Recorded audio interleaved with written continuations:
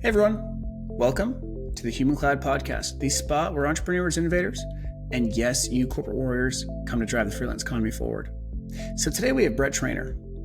Now, Brett is going to open up one of the fastest growing segments of the freelance economy, and that is fractional individuals. Think about that as your 5+ or even 15+ year leaders that are rising fast but choose to freelance instead of becoming your VPs. And these individuals are fractional CMOs, fractional CROs, fractional COOs, you name it.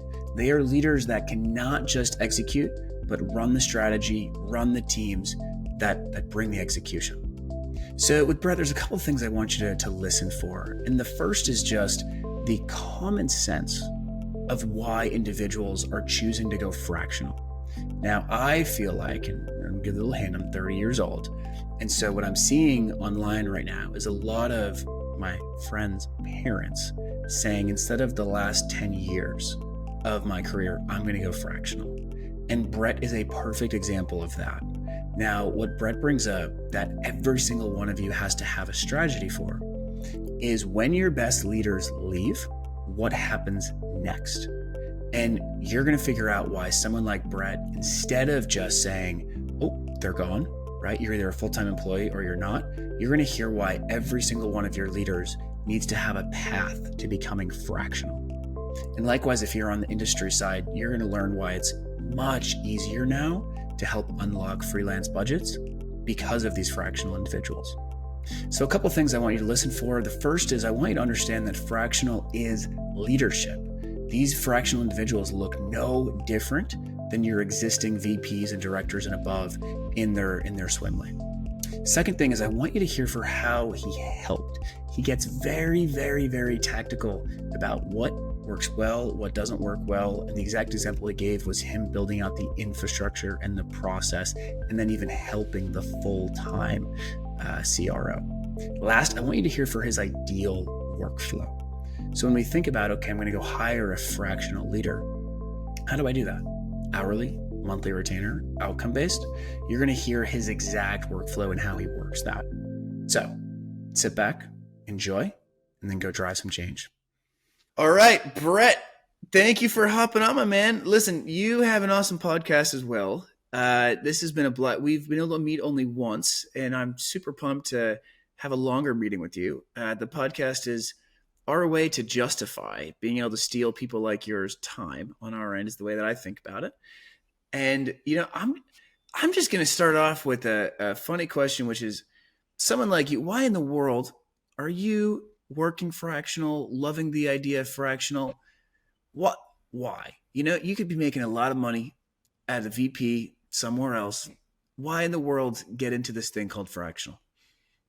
Yeah, I think, it's an interesting question. And I was on that side for 30 years, right? I wasn't a VP for 30 years, but lived in that corporate world for a long time. And we may have chatted briefly in our last meeting that I actually went into management consulting for about a year and a half at the tail end of that. So probably not the wisest path to take, but hey, I thought I could change the world, and, we were ready to go. And, I was just ready for a change. And quite honestly, I stumbled into fractional by accident. I left consulting and I started a solo consulting practice. Doing that seemed natural. I figured out what the market or the company was charging my billable time at. And, I'm like, 50% of what, I'm actually making. I'm like, I think I could give this a go on my own. And so long story, a little bit shorter was, I kind of stumbled into fractional leadership before I knew what it actually was, that there was a bunch of these small and mid-sized companies that were hungry for talent,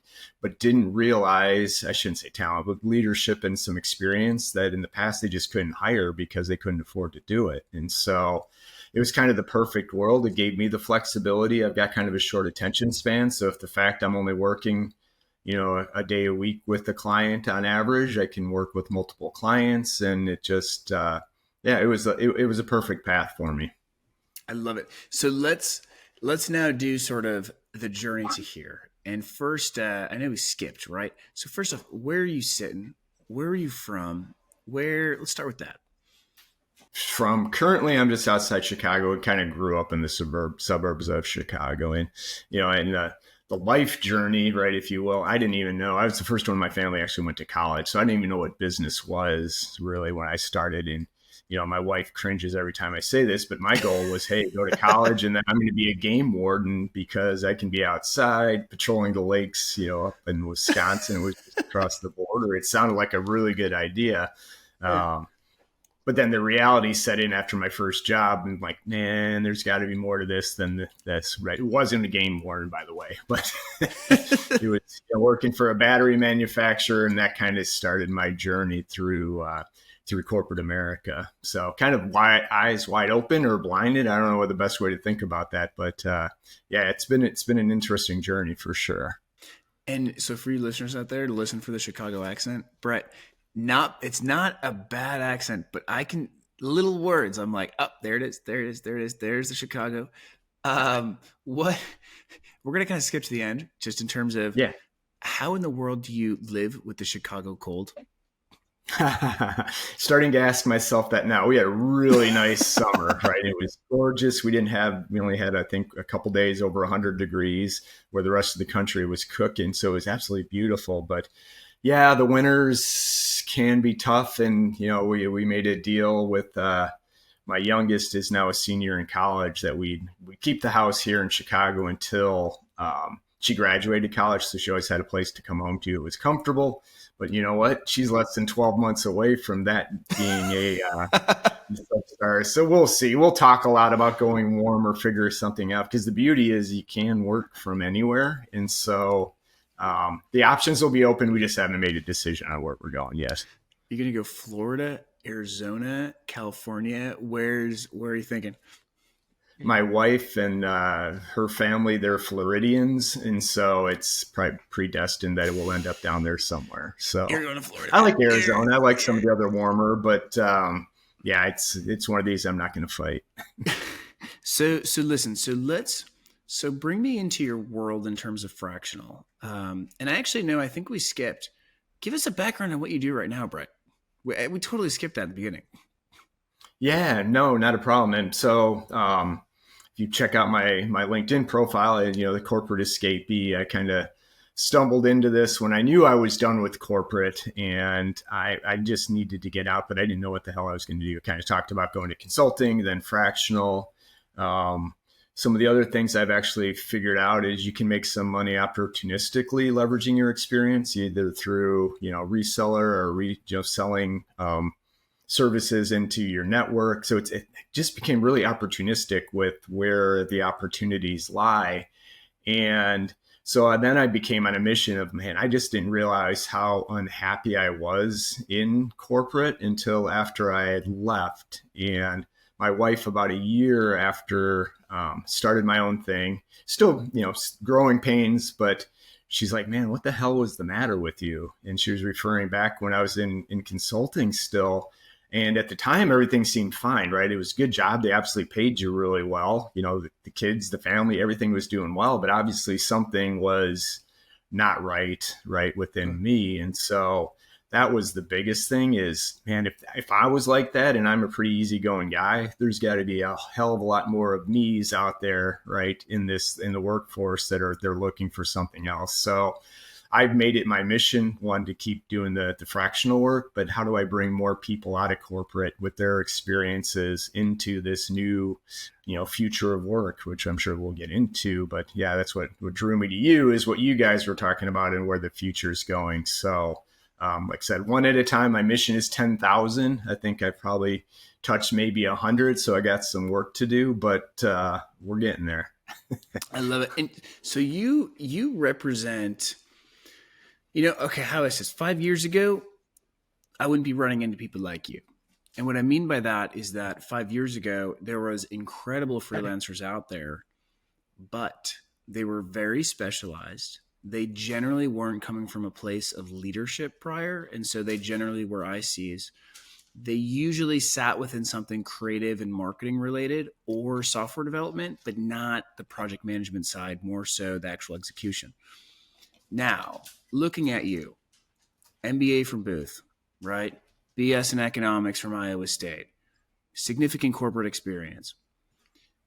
5 years ago, if I had told leaders that someone who literally looks just like you was freelancing or being fractional, we'd get laughed out of the building. But now I got people like you, right? To stick on a slide deck and say, you need to access this person. And I'll give you a quick, funny example only because I found this out this morning. Did you see what happened with Sam Altman over the weekend and OpenAI? Just on the headline level, he's out, he's back in, he's out. Microsoft hired him or something in quotes. There's a great meme, okay, where basically it goes, looking away like exactly, he's out, he might come back in, he's at Microsoft. But the reason that I think this is important for this conversation is that everyone would want to hire him, right? No one in the world would not want to have Sam Altman leading or in your company. Right. And usually hiring someone of high caliber is going to take 3+ months, 6+ months, if you can even get that person to come work with you. Microsoft hired him in days. And what we see from the freelance world is that you can have someone of high caliber within minutes, depending on how you structured your program. And so kind of putting it all together, Brett, and talking with someone like you, the ability to have someone like you in my environment within days is massive, right? Absolutely massive and transformational. Now, help bring us into your world and help us understand, what does the fractional environment look like? And that's when we first talked, that was one of the things I was so excited to learn from you, was literally just, oh, there's more people like you, right? Where are they? Where are they hanging out? Who are they? How many are they? And there's lots of data, right? Like I think it's like a 33% rise in people making over $100,000 freelancing, right? There's a 90% rise in people freelancing full time. But just could you bring us into your beautiful, beautiful landscape of fractional? Yeah, and maybe just a half a step back behind that, because the deeper I got into this world, and I leverage my podcast the same way you do, to get to have conversations with a lot of really interesting people that probably wouldn't talk to me if I didn't have it. But that's here nor there. I think the subculture of the escapee world, I still focus more on the broader, like, hey, 20 years of experience, GenX, leaving the corporate world, right? And what am I going to do? And I liken it back to our old high school days, right? We had the jocks, the brainiacs, the nerds, the burnouts, right? You name it, and there was that. And what I'm finding in the freelance world is you've got the fractional, you've got the consultants, the solo consulting shops, you've got the interims, which is not to be confused with the fractionals. Interims is hired by a company for 3, 6, 9 months to do a full-time job, right? Where they need a CFO that left, they need to plug somebody in as they look for the full-time hire. And not to mention the freelance and the projects and the one-off, like I said, reseller agreements, right, that you can build with it. And the fractional world, I think, is a perfect, the backbone for what I'd say the future of work is, because you've got, to your point, a lot of experienced people that were not accessible to small and mid-sized companies, and even some larger companies that, can get tied down within hiring processes. And all of a sudden now, and there's a big fractional world, right? I actually spoke at Frac 2023, which was up in Minneapolis just about a month ago. Yeah, it was about a month ago. They had over 200 people at a live in-person conference, right, set up, fairly quickly. And, John Arms is leading that one. And then Karine out of New York is leading another fractional community. She's got, I think, now over 5,000 members, so these are truly paid fractionals working in companies. So it was a lot more structured and larger than I thought it was when I first started doing it, right? It just seemed like, this is a good part-time gig. But no, there's actually, I don't want to call it industry standards, but it's starting to settle a little bit. And, what was kind of missing from my side is the work that you're doing with John, right? That said, hey, from the company side, hey, there's a lot of really talented people out here. And, the one quote I love from a business owner was, hey, I'd rather pay, for 50% of an A player's time than 100% of a B player. And what I think you're going to start seeing with these fractionals is you can start building in a little bit of a team, right? So if you're a mid-sized company that's really needs to refresh their sales and marketing strategy, rather than bringing in a chief revenue officer, chief marketing officer full time, man, you can get 3 of those fractionals for the same price you would have of the full-time hire. And you just got unbelievable amount of experience. And, I think that the real value obviously is the cost savings. But what I've found is they don't bring me into the junk, right? All the bad side of corporate. So I'm not in any unnecessary meetings. It's super focused on where the value is, where I can drive the most value.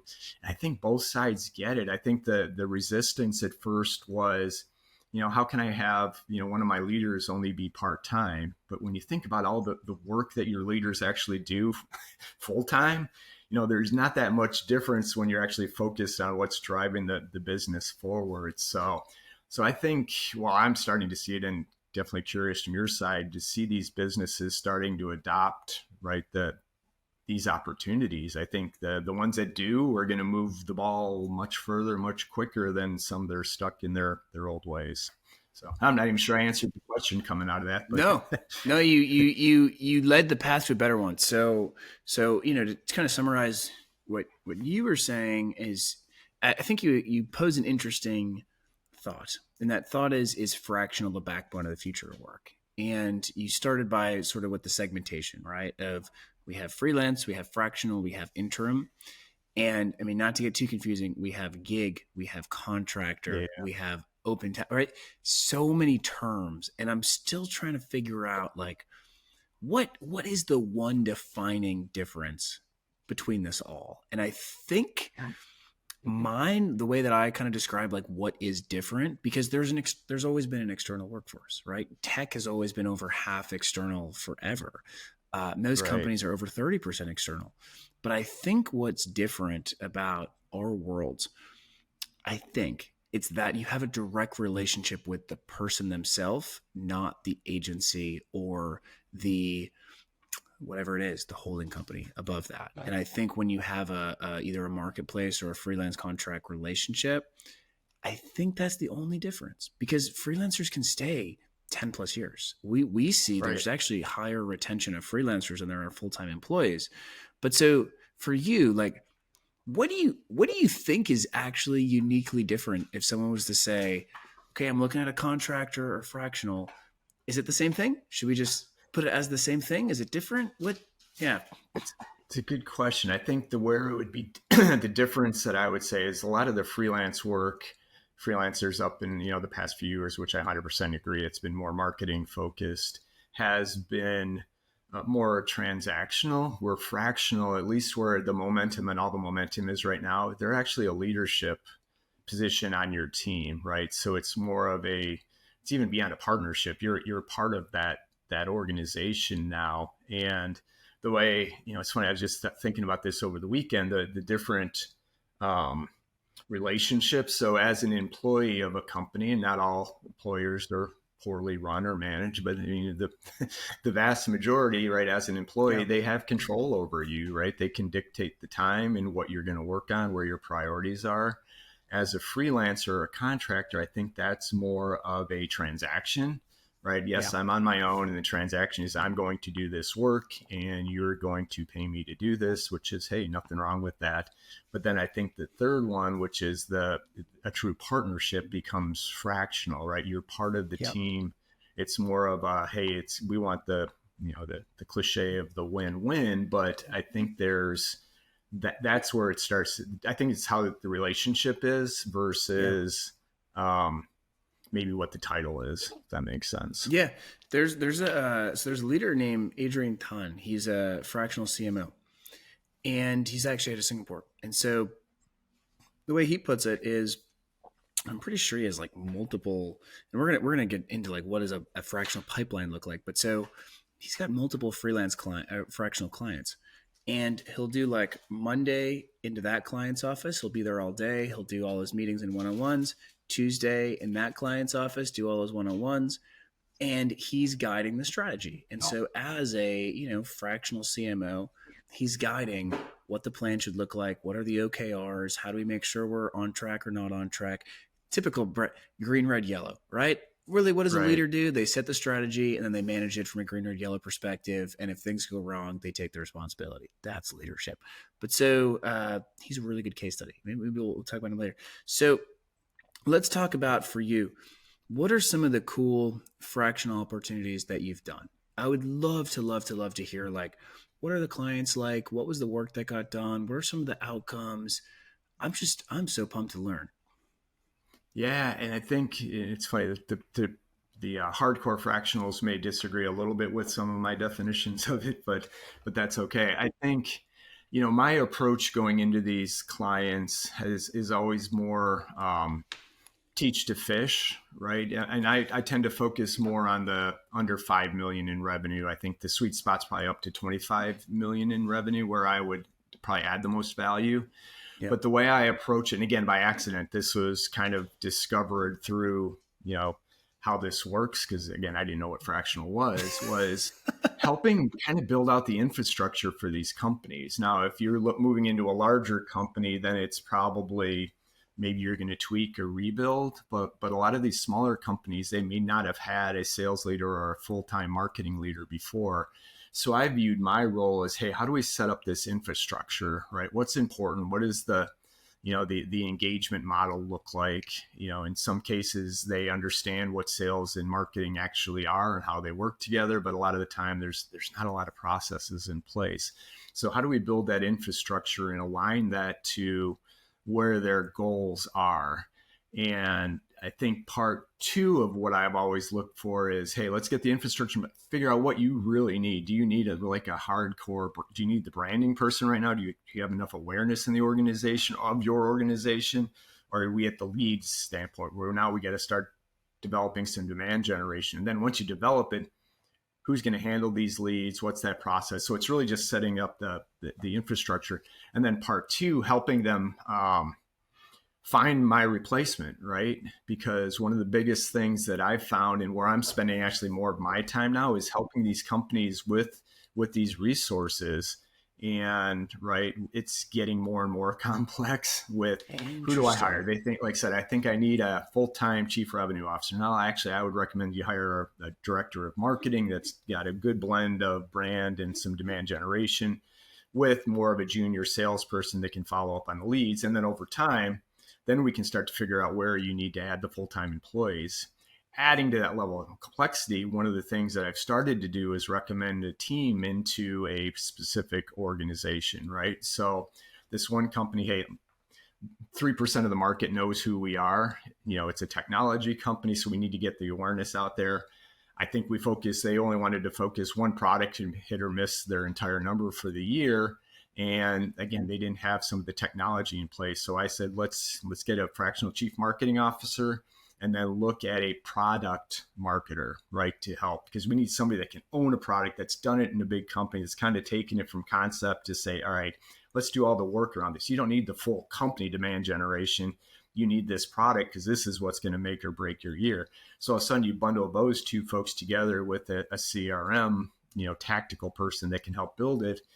They just spent less than, $20,000 a month versus what they would have done on the hiring side. So I view my role more of, I like that a lot more than the actual fractional work, because the fractional is good and it creates some flexibility in the way I do it. But ultimately, I think there's a bigger fish for me to help fry. But I will answer your original question is kind of the same way. I didn't do it a day per week per client. It averaged about a day per week on time, but I did the same thing. I had structured meetings. We had scheduled meetings each week. And then the downtime or the off time was when I could actually get the work done.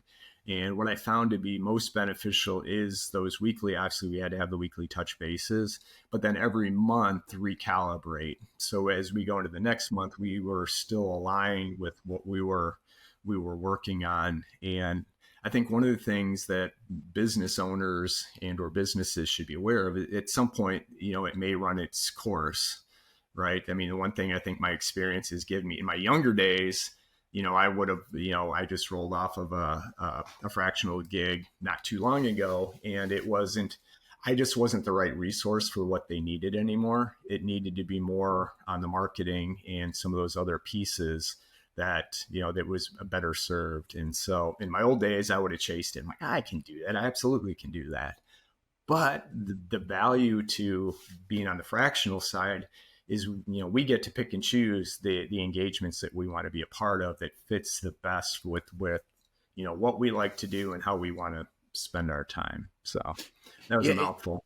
No. It really highlights the opportunity cost, and I think one of the toughest parts of and looking at like company adoption of this industry is that, how do you tug on the heartstrings, right? Like if we're to say, hey, you should buy this iPhone, right? We could talk about the technical specs. And if you're saying, hey, we're going to buy this MacBook, we could talk about the M3 chip, the fact it's built in America. Like there's these things, but that doesn't get the heartstrings to pull, right? That doesn't get me to pay 3x for this iPhone as I would for an Android phone, which really makes no sense. Because the technical specs are the same, right? Like, but I buy the iPhone. Yeah. And so when looking at our space, we have a similar problem where even though our metrics looking at cost and speed and quality are 10x better. And so from a cost perspective, I mean, we can quantitatively prove there's 30 to 90% cost savings. We can quantitatively prove that we can hire someone in usually 1 to 5 days. But then there's like, okay, how do you get the person to move, right? How do you tug the heartstring away from going with the agency they've always gone with or hiring full time?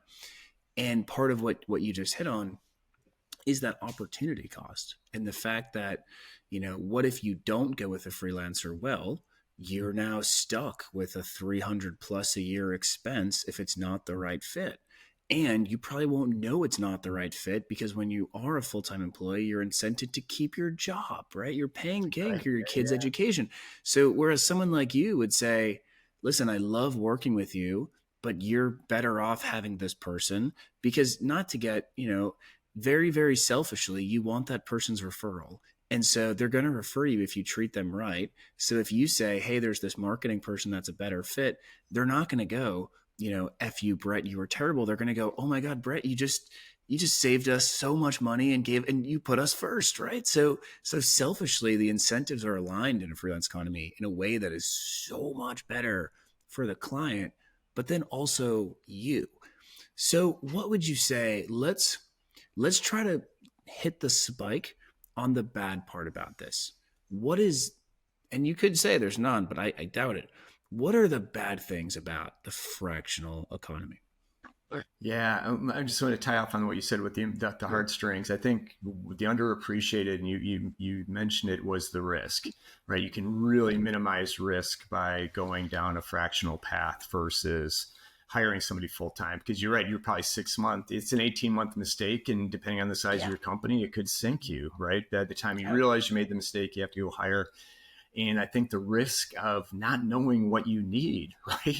Yeah. To your point, it could be, at 3 months to hire a certain position in a corporation. And is this even the right position that you need? So I think the speed, the risk, and the expertise that you can pick up, just the expertise you need is so important.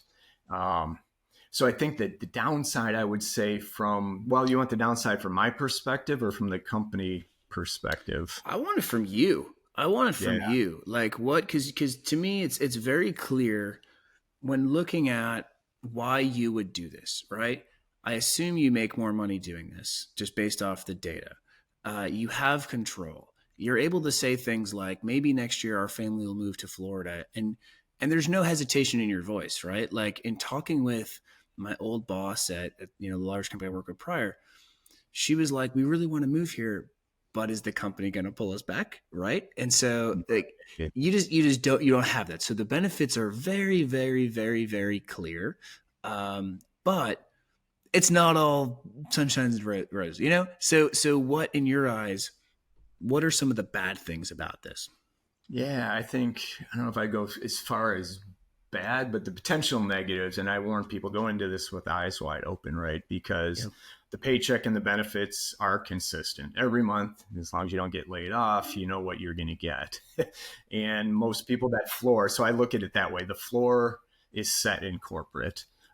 You're also capped how much money you're going to make, unless you're in a sales position with unlimited quota, or you can commission, you can hit, or management that's got huge bonus potential. You're basically, your finances are capped. But in your world, in the fractional world, you're only capped by your time and your ability to reach more customers. So the upside is much greater than what it was, because you can see, and I've seen, and I know 7-figure businesses that are one-person businesses now, right? So it's definitely possible, and it's depending on how hard you want to work, and back to that balance. But the downside is your floor is zero, right? Your floor isn't a paycheck anymore, and you have to be willing to take on some of that risk.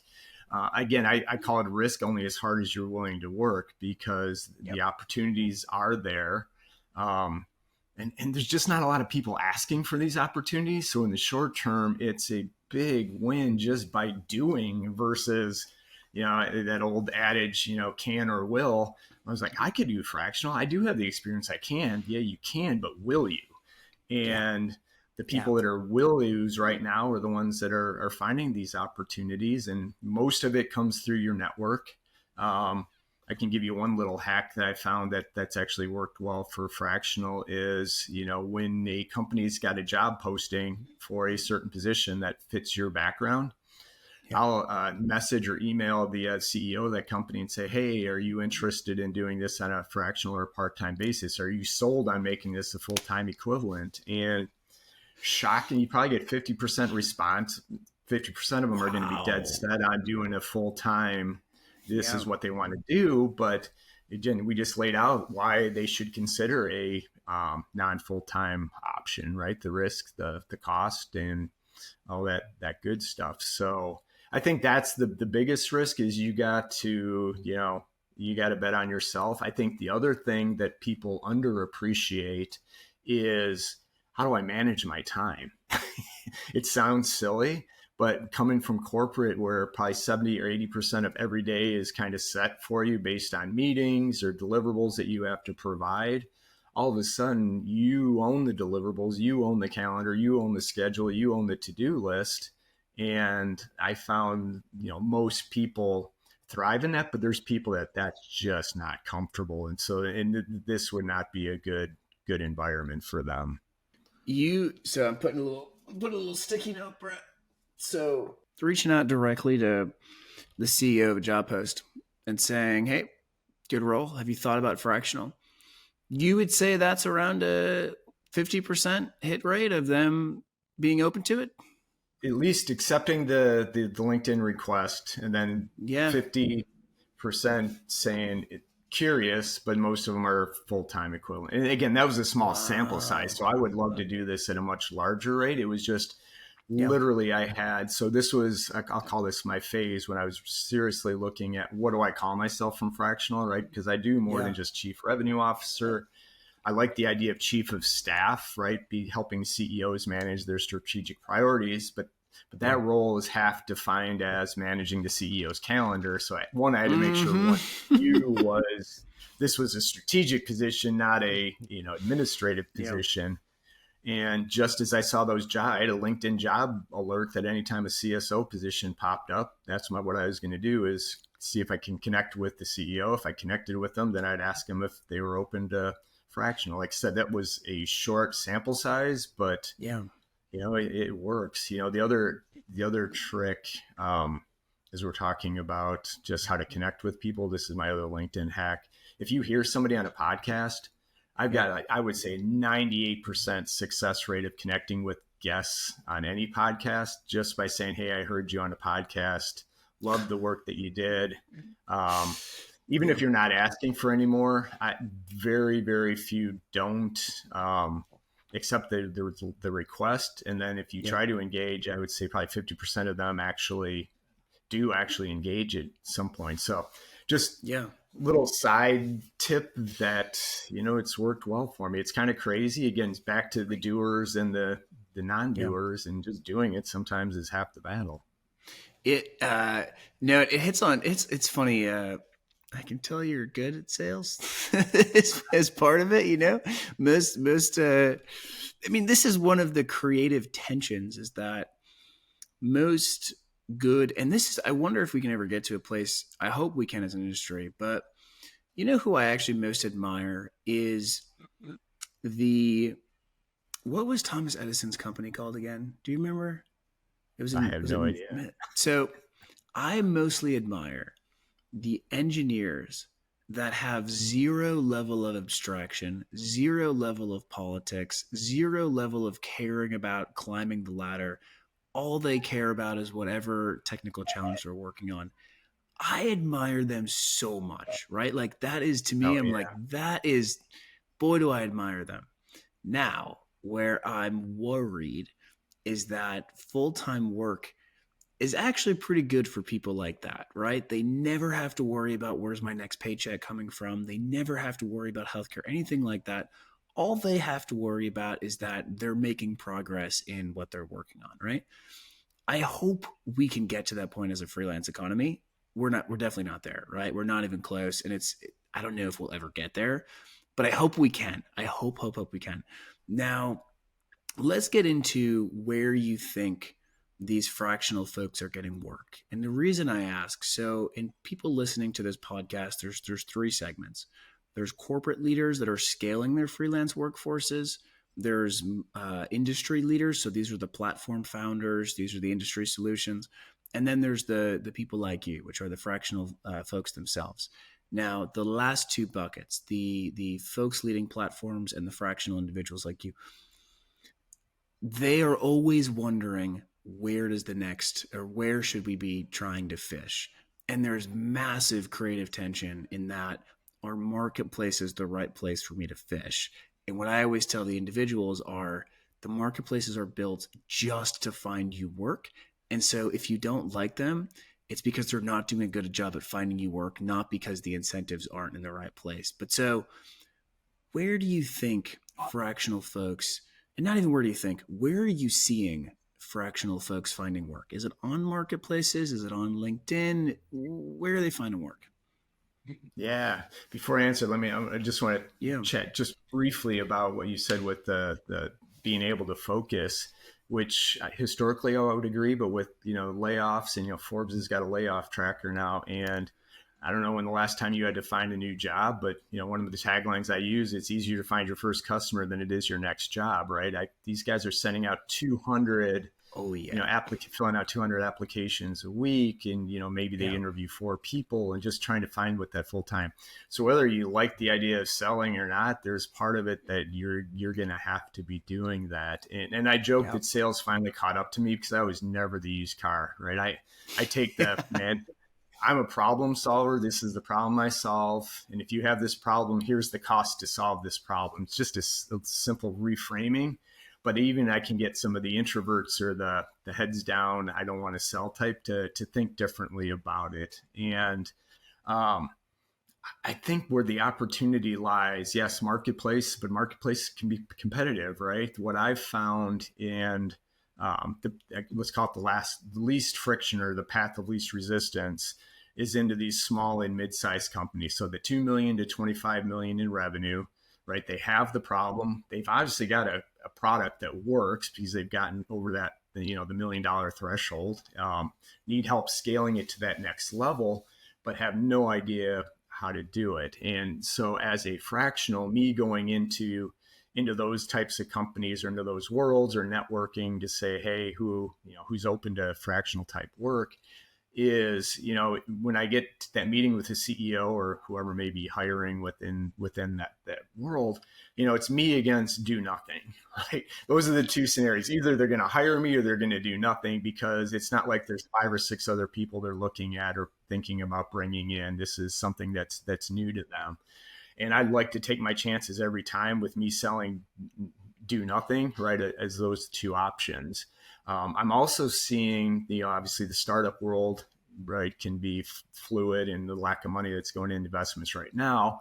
But again, they have the same need for talent, and they may not need full time at this point, but to get some experienced folks to do it. So I think those three, and a surprising one, and I haven't actually tested this myself, but the consulting firms, both the boutique and the biggies, are now, looking and leveraging more and more the fractional or the freelancers. Right, up to 20% of their workforces are now based on that. So that's why I encourage people that are not comfortable just networking and, asking for business, those types of things, then, maybe as a subcontractor for other type either platforms or businesses would make more sense, because then you're not responsible for your own business development as much. But, and again, I think people like you, I found you through your Forbes article, right? Talking about the future. I'm like, yes, somebody gets where we're going. So I think the more and more this opens up, it is going to create more of a, again, the marketplaces get competitive. I do think it's a great place to start to see what's out there, who's looking for your skills, but just a little extra effort, I think, can help you find specifically the roles you're looking for and avoid the competition of, some of these other type of places. Yeah, and related to that, right? So we got about 10 minutes left, and related to the marketplaces, what are like the 3 key activities that you think really move the needle for an individual? And I don't want to use the word finding work, but I want to use having a healthy pipeline, because I'll give you some data on for the before Human Cloud, we built a venture-backed software company called Venturel, and it was focused on the individual freelancer. The biggest takeaway was that 98% of freelancers, they would bite when you said find work, right? And so there was this definitely this short-term mindset that drove me nuts, because the reality is you're not it's just like any business. It's not about finding work. It's about retaining and upselling and growing, right? So for you though, what are 3 things that any individual can do to really have a healthy pipeline?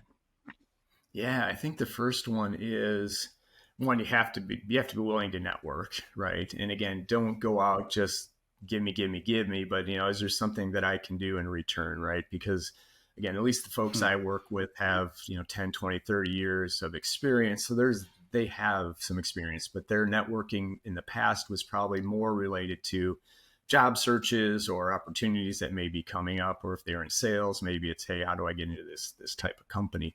But it's more just be curious, right? When you're talking to folks. And then 2, just mentioning, well, let me take a step back. The other thing is I'd be crystal clear about what you're focused on, right? Because I think one of the dangers for us, or for me, is I could do that.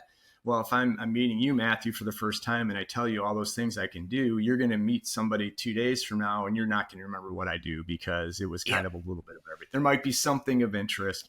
So as you're getting started, pick one problem that you solve, one industry you want to solve it for, and come up with one offering that makes sense. So as you're meeting with folks, you can say, hey, Matthew, this is what I do. Here's the type of things I'm looking for. You come across anybody that's looking for this, please let me know. You're going to remember me because, that's the guy that does this, right? And I don't care what it is, if it's, transactional or a doer or leader or whatever. It just get the momentum. And then once you have the momentum, then you can open it up. You can explore other paths and see what makes sense. So that's the biggest one, is just get the momentum going. It may not be your most ideal client. It may not be the most ideal work you're doing, but all of a sudden you get 1, then you get 2, and then you can start to get pickier about, what your next engagement looks like. I think, too often, I think I actually posted something on LinkedIn this morning, depending on obviously when this goes out, about, right, we get so hung up on the early days of the aesthetics, and do I have the right website, and do my business cards, and the right title? And at the end of the day, it's, I talk to people all the time when I network, and I get, they're looking for full-time, right? So I'm urging them to, as you're looking full-time, consider fractional and contract. And just by when you're networking with folks, hey, I'm also open to, some fractional contractual work. The last 2 people I had conversations with actually got leads, within 2 days, because they just changed the conversation that they were having with folks. So Right. again, it's not rocket science. It's just, be true to the problem that you solve, be focused on it. And then, like I said, it's easy to chase all the shiny objects, and I still do this all the time, and I'm getting better at it. But it's creating that focus, and then kind of center off of where your expertise is. And like I said, there's plenty of other opportunities, but just get the momentum going. I love it. So I think the big takeaway too is just reduce it to one, and that has a lot of implications, whether it's for the individual or the marketplace, you name it.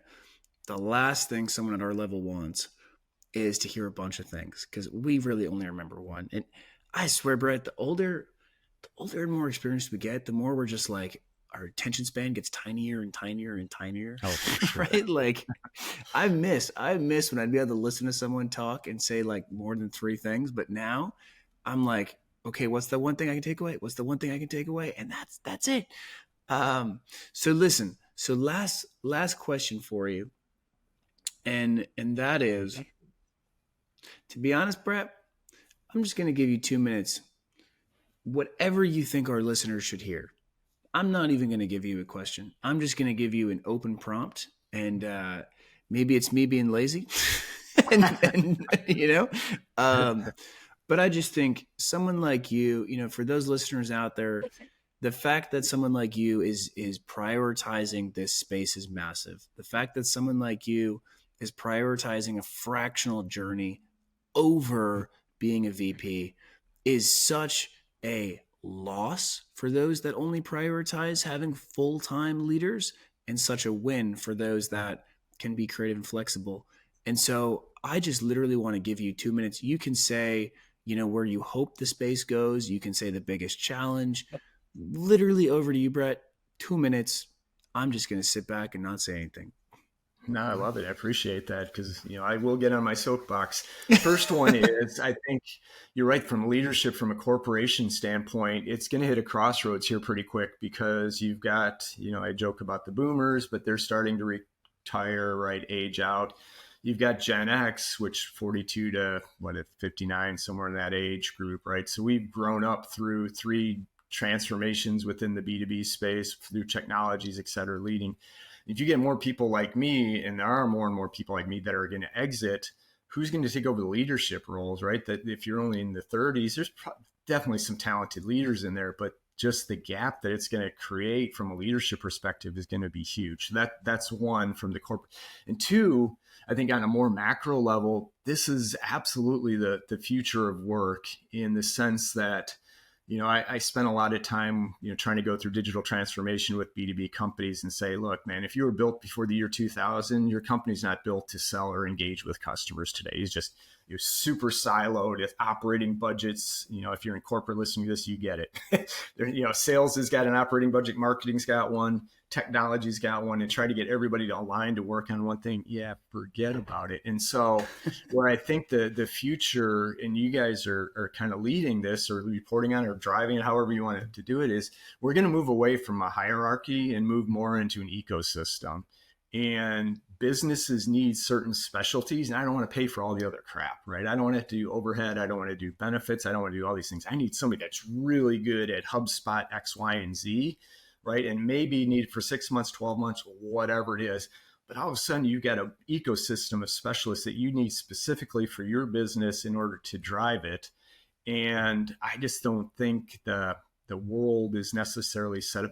The corporate world is not set up for it, right? I think the small and mid-sized companies, where I really had this aha moment, was working with 7-figure companies, individuals, right? $1 million, one person.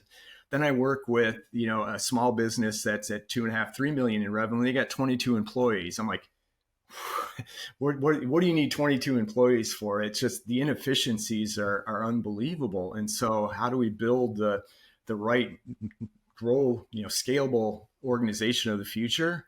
It isn't going to be all full-time equivalents. Now, there's dangers with all of it. And, I've lived in the corporate world where it's really hard to manage full-time equivalents, let alone what you're trying to do and manage, right, a freelance economy. But if you pull it off, man, the margins are so much better, the outputs are better. So that's my macro soapboxes, we're heading this way. And the analogy I share with folks is like a movie production, right? So you want to build the next blockbuster movie. You got hair, makeup, script, everybody's all their own independent companies that come together to work on this thing for 12 to 18 months, release it. They all go their own ways, and some will come back and work again. And the other one, if that doesn't resonate, is like Ocean's 11, right? If you recall that movie where they're going to rob the bank, and guess what? Danny needed a safe guy. He needed a costume guy. He needed these things. They all come together for the greater output. And then they went back and did their own thing. So to me, it just seems natural that that's where we're going to head back to. And the companies that embrace this, if you're a big company and figure this out, kudos, because you're going to save not on time, but push forward in the direction. If you're a mid-sized company that figures this out, you can really drive your business forward. Yeah, sorry. I love it. May have been more than 2 minutes, but I'm close. You deserve the extra minute and a half, Brett, especially just the aspect of your senior leadership is going to be leaving. Do you want to fall off a cliff, or do you want to retain the knowledge and retain the training? And it's such a crazy, like, I remember when I left Microsoft, I would have totally worked 10 hours a week, right? Like, it did not have to be a binary solution of FTE or nothing.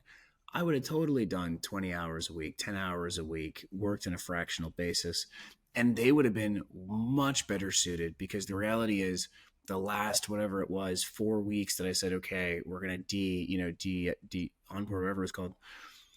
I mean, there was so much knowledge lost that I would have been more than happy to keep going.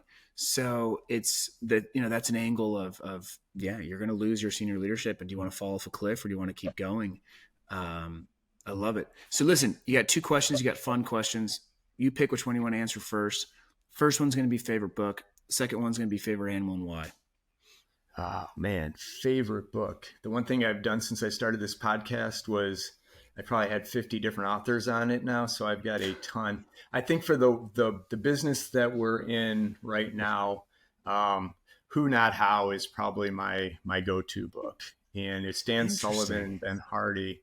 And they talk about the problems that we face. We get too hung up on how, but the better question is who. You get the right who's in, then you don't have to, it sounds like a Dr. Seuss after a while, but get the right who's in, they'll figure out how to do it better than you will. And to me, it just makes sense. And the tag-on book that they wrote was 10X is easier than 2X. So as you're trying to grow your business, you think differently. And that's what he challenges you to do. It's either to go 10X and 2X. 2X is basically just doubling the effort.